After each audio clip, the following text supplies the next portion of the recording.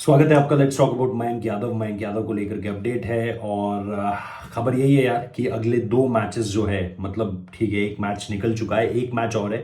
और क्योंकि ये बहुत कम डिफरेंसेस में है, अगर ये आप दोनों मैच देखेंगे तो एक मैच आज हो चुका है और इस मैच के बाद अगर आप एक मैच और देखेंगे तो वो 14 तारीख को है। यानी एमआई वर्सेस सीएसके शाम का मैच है और लखनऊ वर्सेस कोलकाता जो है वो दोपहर का मैच है।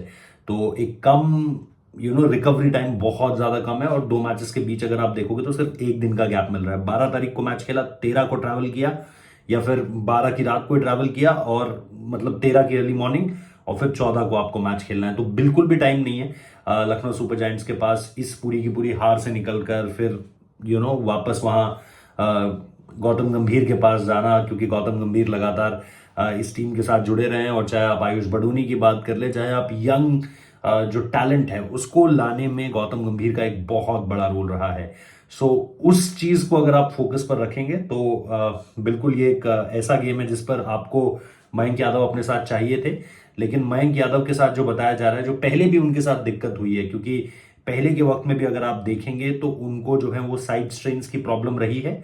और यहां पर भी आपको अब वही चीज जो है निकल कर आती हुई दिखाई दे रही है कि साइड स्ट्रेन एक मसला बन गया है। साइड स्ट्रेन से निकलने के लिए ऑब्वियसली मिनिमम आपको एक हफ्ते का वक्त चाहिए होता है। 3 दिन का आराम हो चुका है ऑलरेडी, 3 से 4 दिन का आराम हो चुका है। और 14 तारीख के बाद अच्छी चीज ये है, जो अगला मैच एलएसजी का है वो 19 तारीख को है। तो आज से भी अगर आप माने, 12 तारीख से भी अगर आप माने, तो मोटा मोटा एक हफ्ता उन्हें और अभी भी मिल रहा है। तो ये एक एम्पल अमाउंट ऑफ टाइम है अगर आप सिर्फ फिटनेस के लिहाज से देखें कि ठीक होना है और ठीक होने के बाद वापस भी आना है। तो उसके लिए कम से कम इतना टाइम तो चाहिए होगा और फिर उसी एक्सप्रेस पेस पर गेंदबाजी करनी है। और फिर कितना उस फिटनेस को खींच पाते हैं ये भी एक देखने वाली बात होगी, क्योंकि अभी तक हमने जो सारी की सारी चीजें देखी है उसमें आप निश्चित तौर पर दो चीजें देखते हो। एक फास्ट बॉलर या तो जो है वो इस एब्डोमिनल स्ट्रेन, साइड स्ट्रेन से जाता है जो तेज कराने की कोशिश करता है, या फिर उसका एंकल जाता है, या तो टकना जाएगा या ये स्ट्रेन पड़ेगा यहां पर। यही दो चीजें जो है वो उन गेंदबाजों के साथ होती है जो बहुत ज्यादा फास्ट बॉलिंग करने की कोशिश करते हैं। एट द वेरी स्टार्ट आशीष नेहरा के साथ ये होता था, फिर उनके बाद जहीर खान के साथ ये हुआ।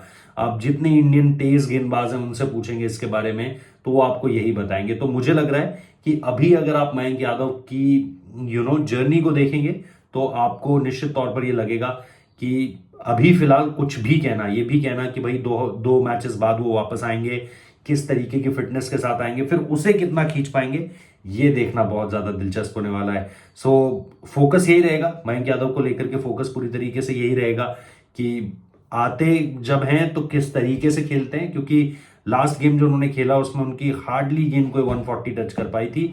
और जिस गेंदबाज को आप 157 मारते हुए देख रहे हो, एक ही ओवर में दो दो 155 प्लस डिलीवरीज डालते हुए देख रहे हो, उसको 140 देखना मतलब वो थोड़ा सा शॉकिंग जरूर है। तो मेरे हिसाब से मयंक यादव को लेकर के जो अपडेट अभी है वो यही है कि अभी एक मैच का और इंतजार करना पड़ेगा एलएसजी वालों को, यानी 14 तारीख के मैच का और वेट करना पड़ेगा। और उसके बाद जो है आपको इस चीज के बारे में पता चल पाएगा कि whether he will be he will be able to play और नॉट। लेकिन इन सारी चीजों के बीच वो जो बड़ी बात थी कि वर्ल्ड कप ले जाना है, ऑस्ट्रेलिया ले जाना है, पर्थ में देखना है, पिंक बॉल के साथ देखना है, ब्रिस्बेन में देखना है, ये सारी की सारी चीजें मेरे ख्याल से अब एक रुक कर ठहराव के साथ इन सारी की सारी चीजों पर बातें होंगी। क्योंकि अभी तक तो ये लग रहा था कि यार हाँ इस खिलाड़ी में दम है, और लेकिन उसी समय पर यह भी बोला जा रहा था कि लेट्स सी कि फिटनेस वाइज कैसे होते हैं, फिटनेस कैसी रहती है, क्या रहती है, उस पर भी बहुत ज्यादा आकलन होंगे। बट मेरे हिसाब से अब आपको देखना पड़ेगा कि शैडो टूर्स में क्या करते हैं। जो इंडिया ए के टूर्स जाते हैं ऑस्ट्रेलिया जाने से पहले, एक इंडिया ए की टीम जरूर जाएगी वहां पर। हमेशा से पिछले कुछ समय से ये एक रीति रिवाज बन गया है कि मेन जो नेशनल साइड जाने से पहले एक ए टूर होता है, और ए टूर में आप नजर रखते हो कि कौन खिलाड़ी जो है वो अच्छा कर रहे हैं। वो फिर या तो टीम के साथ नेट्स में अवेलेबल होते हैं, अगर आप बॉलर हैं, जैसे साउथ अफ्रीका का आपको याद होगा सौरभ कुमार थे, पिछले वाले दौरे में दीपक चाहर वहां पर थे। तो इस तरह की चीजें अब आप मयंक यादव के साथ जोड़कर देखना चाहोगे। एंड अगर वो पूरी तरीके से फिट होते हैं तो वर्ल्ड कप के बाद जो आपकी श्रीलंका T20 सीरीज है उसमें भी आप उनका एक योगदान देख सकते हैं, उनको हिस्सा बनता हुआ देख सकते हैं। सो ये दो चीजें हैं जो बहुत ज्यादा इंपॉर्टेंट होने वाली हैं उनकी वापसी के बाद।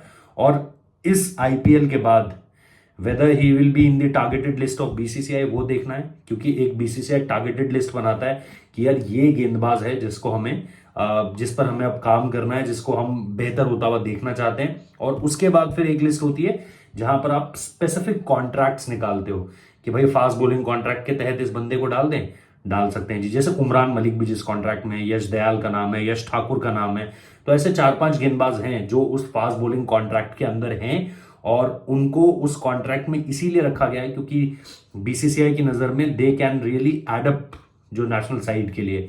तो वो चीज एक बहुत इंपॉर्टेंट चीज है। तो उस प्रोग्राम के अंदर क्या मयंक यादव आ पाते हैं, वो भी देखना बहुत ज्यादा दिलचस्प होगा, क्योंकि फिर आप तय कर पाओगे कि उनका भविष्य क्या है। फिर अगर आप शैडो टूर के लिए उनको भेजते हो, इंडिया ए टूर के लिए आप उन्हें भेजते हो, वहां पर उनकी परफॉर्मेंस क्या है, लंबे स्पेल्स डाल रहे हैं तो उनकी पेस कहां तक जा रही है, कितनी कंसिस्टेंसी के साथ वो लंबे वक्त की गेंदबाजी कर पा रहे हैं, ये भी आपको देखना पड़ेगा। और उसके बाद कहीं ना कहीं आप ये फैसला ले पाओगे whether you want him in that Australia squad और नॉट।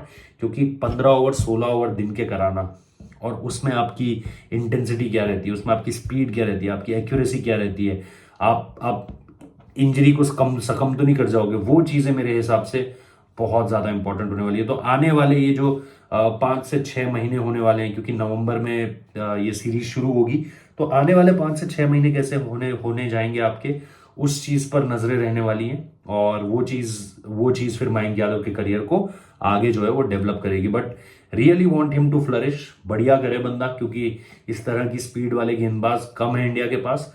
और उमरान मलिक का केस अभी तक नहीं समझ में आता है कि वो क्यों नहीं अभी तक उस वर्ल्ड स्टेज पे आग क्यों नहीं लगा दी उन्होंने।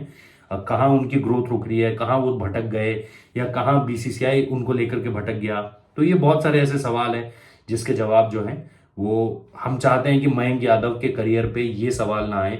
और उमरान मलिक और मयंक यादव, अगर आप सोचिए कि एक साथ दो एंड ये दोनों कैटर कर रहे हो, तो वो भी एक साइट होगी इंडियन क्रिकेट, मतलब हिस्टोरिक साइट होगी कि दोनों तरफ से 150 पड़ रही है।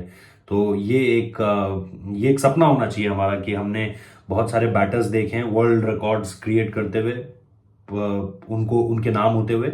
बट हम ये देखना चाहते हैं, अब क्या हम ये देख पाएंगे, इस तरफ बीसीसीआई का टारगेट होना चाहिए। लेट्स होप कि उस तरफ चीजें जाएंगी। बाकी जाहिर सी बात है, इस मैच से पहले, कोलकाता वाले मैच से पहले भी प्रेस कॉन्फ्रेंस होगी। उस प्रेस कॉन्फ्रेंस में क्या जवाब सामने निकल करके आते हैं उस पर भी बात करेंगे, और इसके साथ साथ इस पर भी बात करेंगे कि किस तरीके से अब जो कॉम्बिनेशन है ये आगे बढ़ता हुआ नजर आएगा। इसके अलावा सुबह आप लोगों को स्टोरी मिलेगी, भाई आयुष बड़ोनी की स्टोरी जरूर देखना। दिल्ली की टीम जो रणजी टीम थी, उसने किस तरीके से इस बंदे को पॉलिटिक्स के चलते, जो टीम पॉलिटिक्स होती है कि किसी और के अधिकारी के लड़के को खिलाना है, उसके चलते इसको 11 में क्या 15 में नहीं रखा, ताकि इसको पैसा भी ना मिल सके। क्योंकि 15 तक रहने वाले खिलाड़ियों को जो बीसीसीआई का जो डोमेस्टिक खेलने का पैसा मिलता है वो भी मिलता है, लेकिन इस बंदे को होटल में बंद रखा, वो फीस तक भी नहीं मिली, खेलने को भी नहीं मिला, और अब ये बंदा जो है वो यहाँ पॉइंट प्रूव कर रहा है। तो वो स्टोरी जरूर देखना, सुबह अपलोड हो जाएगी, 7 बजे वो स्टोरी अपलोड हो जाएगी, तो वो जरूर देखना। अभी फिलहाल इस वीडियो को देखने के लिए बहुत बहुत शुक्रिया। आपको अपडेट्स यहाँ पर लगातार मिल रही हैं, तो जुड़े रहिए, सब्सक्राइब कर लीजिए, कमेंट कर बताइए what do you think Umran Malik और ये मयंक यादव का कॉम्बिनेशन, एंड शेयर जरूर कीजिएगा। Thank you.